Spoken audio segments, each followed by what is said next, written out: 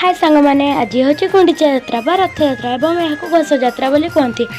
प्रथम समस्त को हापी रथ यात्रा चलतु देखा आज रथ यात्रा केमती पालन कराऊँगी।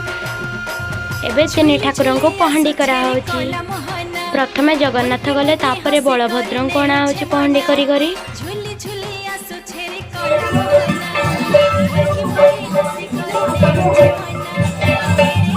तापर एटा सुभद्रा को अणा गला।